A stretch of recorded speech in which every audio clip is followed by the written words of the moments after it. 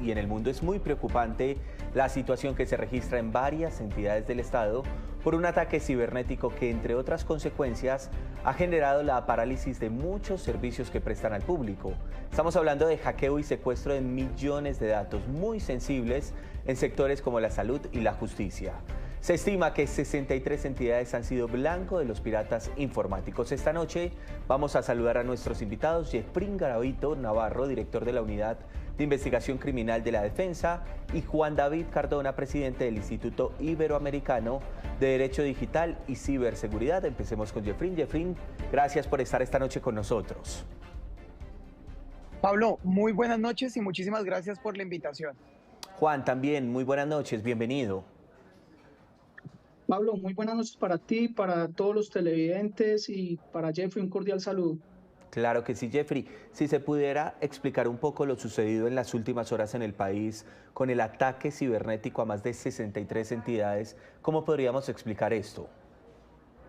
Bueno, acá hay que tener en cuenta algo que es bastante importante, y es que el ataque no se dio directamente a las entidades, se dio a un proveedor tecnológico que le presta los servicios a estas entidades. Es un proveedor internacional que le presta servicios en la nube a muchísimas organizaciones en el mundo. Estamos hablando que este proveedor le presta servicios a más de 17 países, a organizaciones privadas y organizaciones estatales. ¿Cuál es el grave problema? El problema es que varias de las instituciones de nuestro país, sobre todo el sector público, tienen sus servicios en la nube, en este proveedor tecnológico, y el proveedor fue el que fue atacado y afectado por un ransomware, que es un software malicioso que se encarga de cifrar los datos y pedir a cambio un pago para poder descifrar esa información. Si no se paga esa información, pueden verse expuestos todos esos datos, y ahí es donde está el grave problema. ¿Recuerdas el nombre, por favor, del proveedor? Claro que sí, estamos hablando de IFX Network, que es uno de los proveedores tecnológicos con mayor experiencia en la nube, y precisamente por eso ha ganado varios procesos de licitación, no solamente en gobierno, sino a nivel privado en industrias nacionales e internacionales. Y FX, que en este momento está afectado para muchas de las entidades en el país, sobre todo para entidades muy sensibles. La salud, la justicia están en veremos en este momento. Juan, bienvenido. También un primer análisis, una apertura de lo que está pasando en el territorio. Bienvenido. Gracias, Pablo. Claro que sí. Como bien lo mencionaba Jeffrey, estamos ante un ataque inminente por parte de la ciberdelincuencia, de los ciberatacantes, en donde el ransomware vuelve a tomar un papel preponderante y se tipifican allí diferentes delitos, con el agravante de reclamar pagos electrónicos para devolver la información, situaciones que muchas veces o en la gran mayoría de ocasiones no se da, no se presenta al ciberdelincuente. Difícilmente, una vez se generan estos pagos, regresa la información. Es un tema bastante delicado para nuestro Estado colombiano y sobre todo para nuestras instituciones públicas, que, como bien lo referencia no es mi colega, se ven afectados por medio de un tercero prestador del servicio. Bueno, muy bien. El consejero presidencial para la transformación digital ha instalado un puesto de mando unificado en Colombia para poder tratar de atender esta situación tan grave que está pasando en el país. Vamos a escuchar lo que ha dicho en las últimas horas Eduardo Hernández, periodista de Noticias Caracol. Pues realmente estamos evaluando todavía, estamos tratando de descifrar qué pasó, cuántas entidades hay involucradas, no solo sector público, sector privado, pero pues sí hay una importante cantidad de información que está en manos de delincuentes. ¿Qué tipo de información está en manos de delincuentes, doctor Catán? Pues en principio hay comprometida información de la salud, información de la justicia, de la rama judicial. Estamos mirando exactamente qué es lo que hay secuestrado, qué información es retenida y cuáles son los pasos a seguir. Se está trabajando técnicamente en todos estos temas. Y cuando hablamos de información secuestrada, doctor Catán, ¿eso qué significa? Eso quiere decir que retienen, que cifran la información de las bases de datos para que no se pueda tener acceso a ella. Y generalmente pues son con fines lucrativos, con fines económicos, y lo que hacen es tratar de pedir alguna recompensa para liberar esa información. Se trata pues también de buscar todas las maneras técnicas de descifrar y de liberar esa información, y en eso estamos trabajando junto a varias empresas de tecnología y expertos internacionales. ¿Y ese es este caso, doctor Catán? Es decir, ¿los delincuentes están pidiendo algo a cambio de liberar esa información? Pues en este momento lo desconocemos. Al gobierno nacional no le han pedido recompensas, el gobierno nacional no paga recompensas. No sabemos si a través del proveedor de Internet lo están haciendo, pero a nosotros directamente no.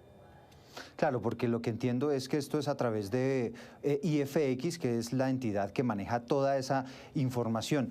¿Cuántas entidades del Estado, usted me dice que están todavía revisando riesgos, pero cuántos tienen ustedes ya confirmados que se han visto afectadas? ¿Cuántas entidades? Pues las más complicadas son el tema de salud, el tema judicial, el Consejo de la Judicatura, el Ministerio de Salud, la Superintendencia de Salud, la Superintendencia de Industria y Comercio también ha tenido problemas, pero hay más entidades que estamos revisando y que parece que también están involucradas en el ataque. Sí, y estos delincuentes, por ejemplo, doctor Catán, ¿tienen acceso o han tenido acceso a la información, por ejemplo, de salud de los colombianos? Aparentemente sí, como digo, más que acceso es que bloquean y cifran esta información para que no se tenga acceso a ella. Entonces no es que ellos tengan acceso para manipularla ni para cambiarla, pero al bloquearla pues nos deja sin acceso a las entidades de gobierno y a los colombianos. Entonces pues eso complica un poco pues gestionar citas de salud, historias clínicas y otro tipo de cosas. Bueno, con base en estas declaraciones le pregunto, Jeffrey, este es uno de los ataques más graves que se ha registrado en Colombia en medio de justamente piratas informáticos. Sí, claro que sí. Cada vez más los ataques van a ser mucho más complejos porque realmente la información que nosotros almacenamos en la nube es bastante grande. En este caso específico, las entidades públicas que están sufriendo por parte de este ataque de ransomware no tienen los respaldos locales necesarios y por ese motivo es que no se ha podido restablecer el servicio. Hay una de las políticas que han venido a través de los COMPES, de los Consejos de Política Económica y Social en materia de ciberseguridad, que han obligado a que las entidades públicas adopten políticas institucionales de la norma ISO 27001 en seguridad de la información y políticas para la contingencia y continuidad del negocio. Aquí estamos dándonos cuenta que varias de estas entidades no cuentan con estas políticas porque no se ha podido realizar el restablecimiento del servicio. También es importante tener en cuenta que a las entidades públicas por ahora no les han pedido, como dijo el consejero presidencial, no les han pedido el rescate porque el afectado directamente es IFX. A ellos es los que les han pedido el rescate y ahí es donde está el grave problema, porque la información, si no cumple con las políticas de seguridad, puede llegar a ser vulnerada y puede llegar a ser repartida por todo el mundo en diferentes foros en donde esa información puede llegar a tener inclusive costo, porque a los delincuentes informáticos les interesa el valor de la información y más de salud o de información de entidades de gobierno. Eso, Juan, yo quería saber también eso. ¿Para qué hacen esto los piratas informáticos? Sí, Pablo, básicamente es con fines lucrativos. Sí, es importante también resaltar allí, como bien se resalta, que es un prestador, un tercero prestador del servicio. Digamos que de alguna manera, afortunadamente, no fueron directamente las entidades públicas y privadas las afectadas al interior de estas entidades, pero no deja de ser menos graves que toda la información, todos los datos están siendo vulnerados es por medio de un tercero. Es allí donde toma un papel preponderante las políticas públicas, los COMPES a los que hace referencia Jeffrey, el COMPES 3701, el COMPES 3854, el COMPES 3995 de seguridad de confianza digital, porque se están afectando, entre otras cosas, los derechos fundamentales digitales de las personas.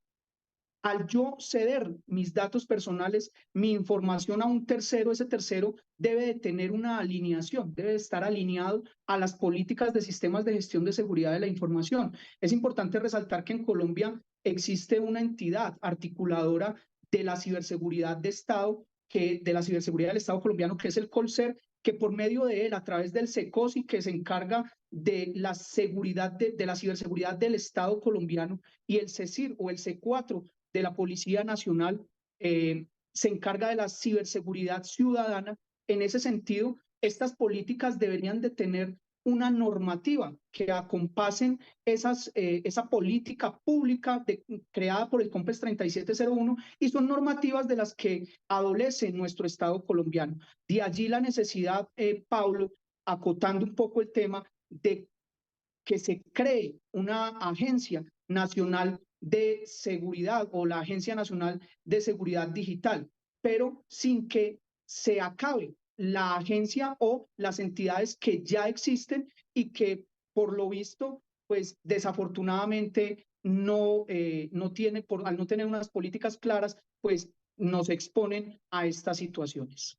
Juan, ¿y es que esta Agencia de Seguridad Nacional no existe en Colombia? No, en Colombia existe el Colser, no como Agencia Nacional de Seguridad Digital, sino como órgano coordinador, articulador de la ciberseguridad. Es allí donde se toman las decisiones de políticas públicas, donde se deben de reportar los ciberincidentes por parte de las empresas privadas, públicas, y un tema supremamente importante, la ciberculturización del Estado colombiano. Nos volvieron ciudadanos digitales, contamos con una cédula de ciudadanía digital, tenemos una historia clínica electrónica que además, bien lo referenciaba el consejero presidencial, se ven afectados estos datos, que son datos sensibles, por parte de las entidades prestadoras del servicio de salud. Es decir, hace poco vimos un ataque similar donde se vio afectada una de las EPS más importantes en nuestro Estado colombiano, y es impresionante ver cómo se afectan además derechos fundamentales como el de la salud al momento que yo voy como usuario de este servicio, de esta EPS, y no me pueden atender, o si me atienden, no cuentan con mi historia clínica electrónica.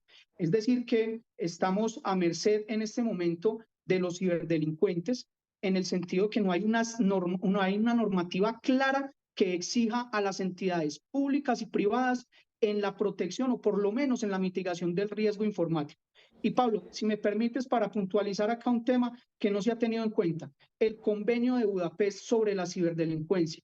En el proyecto de ley que hay de la creación de la Agencia de Seguridad Digital y de Asuntos Espaciales, no se menciona el convenio de Budapest, que es la herramienta que tiene el Estado colombiano, la única herramienta que tiene el Estado colombiano en este momento, por bloque de constitucionalidad como convenio internacional para combatir la ciberdelincuencia, y que si bien lo está haciendo la Fiscalía General. De toda la gravedad, lo que usted está estableciendo esta noche aquí en Sala de Prensa, por el riesgo informático, el riesgo en los datos. Mire, por ejemplo, en los temas judiciales, más de 2 millones de procesos están en riesgo. Entonces, Jeffrey, ¿esta información se podría perder, por ejemplo, de procesos penales que avanzan en Colombia?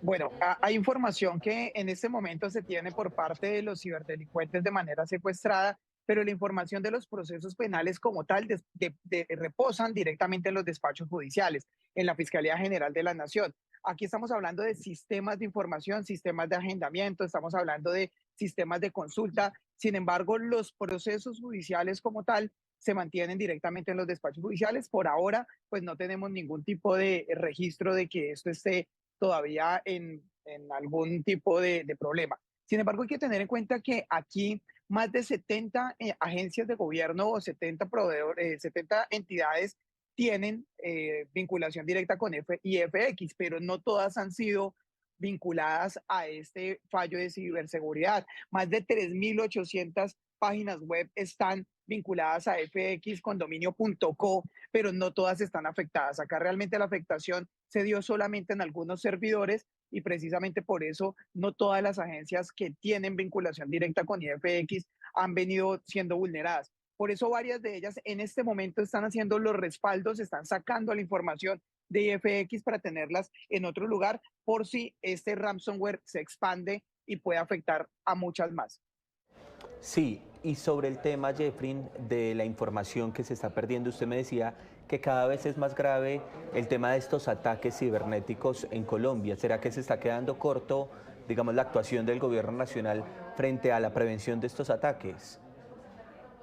En ese momento, el delito o la dinámica criminal más grande a nivel global se llama la ciberdelincuencia. Está dentro de los reportes de Interpol como los top 5 de los crímenes más a nivel global. La ciberdelincuencia ha venido aumentando de manera exponencial precisamente por la forma del ataque. Es un ataque anónimo, se puede dar desde cualquier parte del mundo. Es difícil poder llegar a la persona que está generando esta acción. Ya temas como el narcotráfico, temas como el cannabis, temas como el contrabando han bajado los ingresos precisamente porque el ciberdelincuente tiene muchas más posibilidades de hacer. Entonces, en este momento tenemos personas de todo el mundo que no tienen que estar aquí en Colombia, sino en cualquier parte del mundo tratando de atacar. Aquí es donde entran las recomendaciones más importantes para todas las personas y es que sigan los consejos de ciberseguridad. El eslabón más débil seguimos siendo nosotros. Todas estas cadenas de phishing, de spam, de mensaje de texto que le llegan a los ciudadanos, que le llegan a las empresas y que se abren de manera indiscriminada, es por donde se abre la puerta de acceso para estos ciberdelincuentes. A veces las personas dicen, sí, tranquilo, yo no abro el correo, pero de un momento a otro les llega algo que es muy creíble, no abren ni verifican la dirección de correo electrónico de donde les está llegando esta información, que puede aparecer como si fuera del Estado colombiano o de alguna empresa de prestadora de salud y demás, y ahí es donde se abre esa brecha informática y por eso es que somos víctimas de estos delincuentes. Si vemos las estadísticas, los delitos informáticos siempre van aumentando a pesar de las iniciativas del Centro Cibernético de la Policía Nacional, de la misma Fiscalía General de la Nación, de Colcer y de todos los CECIR a nivel nacional. Seguimos siendo blanco de ataques y esos blancos de ataques van a continuar a lo largo del tiempo porque vamos a seguir utilizando cada vez más el Internet. Por eso la prevención debe ser muy importante desde nosotros hacia afuera, las empresas y obviamente el Estado colombiano. Juan, ¿y cuáles son esas recomendaciones más importantes para esas prevenciones que está estableciendo en este momento Jeffrey? Bueno, Jeffrey hace relación a que no debemos de ser el eslabón más débil de la cadena digital. Yo retomo esa frase y la invitación es para que todos seamos el firewall humano mediante la implementación de la cibercultura. Debemos de ciberculturizarnos. Esto es un tema netamente de cultura cibernética, donde, como lo mencionaba inicialmente, somos ciudadanos digitales, tenemos una nueva identidad digital en el ciberespacio y es allí donde realmente nos estamos moviendo. Es el entorno virtual digital, es nuestra nueva casa. Es decir, que así como nos enseñaron en lo análogo a respaldar nuestras acciones y mitigar esos riesgos que se ven en la vida análoga, también lo hagamos en lo digital. Temas como no abrir los correos electrónicos que nos generen alguna duda. Si yo no tengo vehículo y me llega una fotomulta, ¿para qué voy a abrir un correo electrónico si sé que yo no tengo vehículo? Temas como verificar también la URL de donde nos está llegando o a donde estamos ingresando. Muchas veces buscamos información por el buscador de Google, valga la redundancia, y colocamos un ejemplo, entidad bancaria Pepito, y ese Pepito entonces no lo googleamos allí y cuando nos sale la primera dirección que nos aparece, allí damos clic. Y resulta que estamos entrando a Pepito, pero con un 1 en vez de una I. Después de que demos nuestro usuario y nuestra contraseña en ese lugar, ya entregamos toda nuestra información, ya le dimos acceso al ciberdelincuente. En eso se viene trabajando de la mano con el Congreso. Se viene trabajando desde el Instituto Iberoamericano de Derecho Digital y la Ciberseguridad en ciberculturizar a la ciudadanía digital del Estado colombiano. Quizás eso es lo que más está fallando en las entidades públicas y privadas. No nos ganamos nada con tener una infraestructura tecnológica muy fuerte, unos firewall muy fuertes, unos antivirus, unos anti-malware, y si el primer eslabón, el ser humano, está exponiendo sus datos y su información allí en el ciberespacio. La invitación es inicialmente a las entidades públicas y privadas a que ciberculturicen a sus funcionarios. Desde allí parte todo. Avanza esta noche, estamos enfrentados ante uno de los ataques más graves en materia de piratas informáticos en el país. Jeffrey, Se nos está agotando el tiempo, pero quisiera preguntarle lo siguiente. Hay un respaldo que tienen ciertas empresas que se ha demostrado que con base en estos ataques pues ha generado, digamos, esa seguridad de que los datos no se pierdan. ¿Cómo realizar ese respaldo a la mayoría de empresas para que puedan enfrentar este tipo de ataques? Bien, mire que hay una iniciativa global que se llama No More Ransom o No Más, liderada por Europol y por la Policía Internacional. Aquí están todas las casas de antivirus y de ciberseguridad del mundo, y la Policía Nacional de Colombia, el Centro Cibernético Policial, hace parte de esta iniciativa. Aquí en esta página ustedes pueden buscarla como www.nomoreransom.com. Ahí van a encontrar claves de descifrado de la mayoría de los ransom que ya han sido identificados por parte de la policía y de estas agencias de ciberseguridad. Aquí muchas de las personas pueden ayudarse si son víctimas de este delito. Es muy importante tener en cuenta que las políticas de backup o de respaldos de datos deben realizarse de manera local y en la nube, precisamente por si uno de estos servicios en la nube se daña, pues nosotros tenemos nuestra información local y lo que hacemos es volverla a subir y ponerla en el menor tiempo posible disponible. Entonces, no seguir confiando solo en la nube, sino volver a tener esos respaldos locales es lo más importante tener en cuenta para todas las compañías y las empresas. Muy buena esta recomendación. Juan, ¿alguna conclusión esta noche aquí en Sala de Prensa?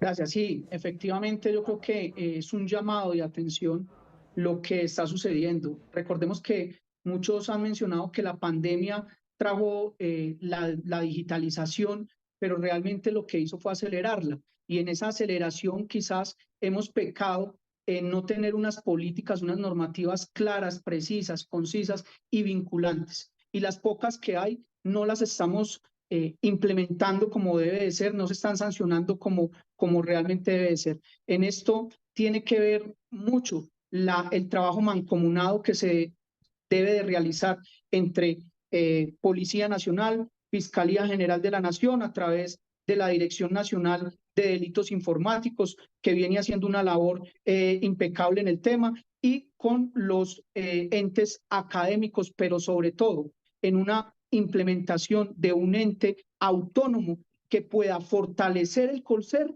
o que pueda tomar sus propias decisiones normativas y que sean vinculantes para las empresas en esa responsabilidad, tanto civil como penal, que ya es vinculante para Colombia a través del Convenio de Budapest. Mientras todo esto pasa, las entidades están en este momento, a esta hora de la noche, tratando de recuperar y sobre todo de vigilar esos datos que podrían perderse y de recuperar los sistemas. Pues es muy grave la situación. A los dos muchas gracias. Jeffrey Garavito Navarro, director de la Unidad de Investigación Criminal de la Defensa, muchas gracias por estar con nosotros esta noche. Muchas gracias, Pablo, y a todos los televidentes. Y Juan David Cardona, presidente del Instituto Iberoamericano de Derecho Digital y Ciberseguridad, también gracias por vincularse, tratar de entender un poco lo que está pasando en el país en materia de hackeo. A ti, Pablo, muchas gracias, a todos los televidentes, y recuerden, el futuro es ahora. El futuro es ahora, me parece muy buena esa frase para cerrar esta noche Sala de Prensa y para dejar, digamos, la problemática que está pasando en el país muy grave, porque hasta estas horas de la noche aún no se recuperan varios de los sistemas que fueron víctimas blanco de hackeo en el territorio nacional. Soy Pablo Arango Robledo, esto fue Sala de Prensa con los temas más importantes de la noche y del día. A ustedes muchas gracias por la sintonía.